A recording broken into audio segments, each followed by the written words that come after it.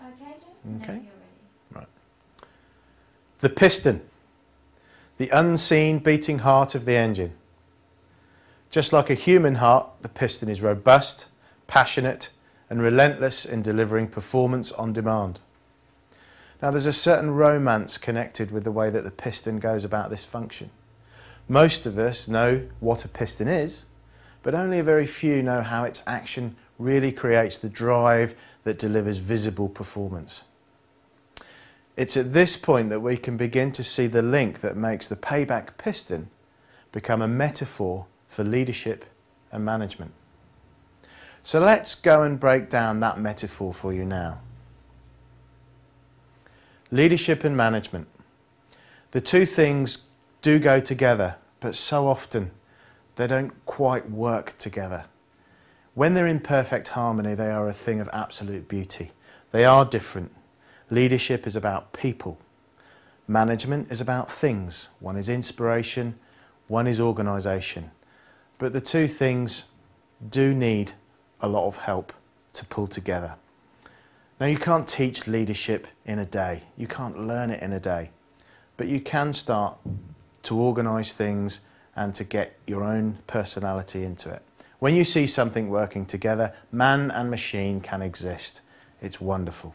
So, the PAIYBAC piston, how does that work? It's a metaphor, but it's also an acronym as an aide-memoire to put things together. Let's break it down for you.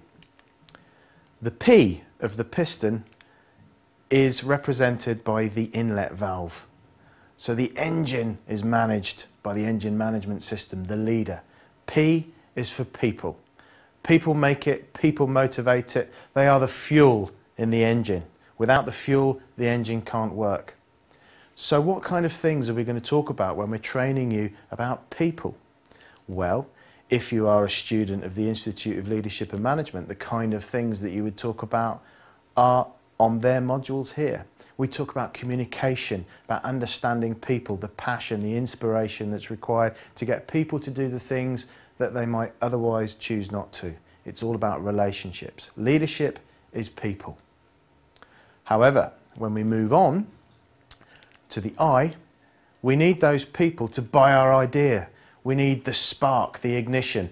This is represented by the spark plug, implementation. So we need to motivate, to get people passionate, to get them to believe about our products, about our services, about what we're trying to do. So again, from an ILM point of view, we're looking at delegation, leadership, presentation skills. Now, where does leadership fit with management? We do need management. We do need systems, which is where the S comes in. And this is a little bit like the crankshaft in the engine. It changes the power, it diverts the power from the piston through the other components, and the crankshaft keeps things turning along. So we need systems, we need things such as problem solving, time management, project management, the things that the ILM talk about in these modules here. Of course, individuals need some kind of teamwork, and that's where the T comes from. Like the connecting rod in the engine, it transfers all of the energy from the crankshaft through to the working parts. Teamwork is crucial. Now, I'm proud to say that I was once a serving member of the Royal Navy. Teamwork there really does count for lots. You can't pick up the phone to the emergency services when things goes wrong. You have to make it work yourself. So teamwork is crucial in the process of leadership and management.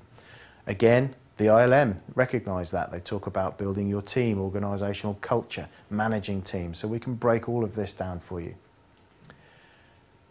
Day-to-day leadership is where often the training element falls down. There are a lot of academic theories about leadership, but unfortunately, theory cannot predict human behaviour. So we need to put something in place for the operation, the day-to-day management. This is the piston itself. And of course, the ILM recognise this with things like performance management, organisation, developing others. So again, if you wish to do an ILM type route, fine, but it's not necessary with the PAIYBAC piston. The final piece of the jigsaw, how it all comes together. People are people. People need convincing. It's as if they have minds of their own sometimes. Negotiation. All of this effort has produced some kind of exhaust, and this is represented here in the negotiation stage. There is a price to pay. There is a cost. The emotional withdrawals we take from people's bank account, we need to negotiate that back in. We need to talk about aligning our goals, our outcomes, how to take things to the next stage, how to sharpen the saw, and how to get people back into the loop. Change management, managing improvement. That really worked, guys. Let's do that again. Or actually, let's give some formative feedback here and move things in a different direction. So, that's the payback piston. It is broken down into component parts. You could choose to take it as a whole program that could take weeks, even months to pull together, or the beauty is that you can just take one simple piece of maintenance on one component and we'll drill down and find out specifically what we need to do to improve performance. We can do it with ILM, or we can do it in your world, in your setting, with your people, and that's quite important. It's not about academic theory, it's actually about getting things to happen in your world. The payback piston can deliver that.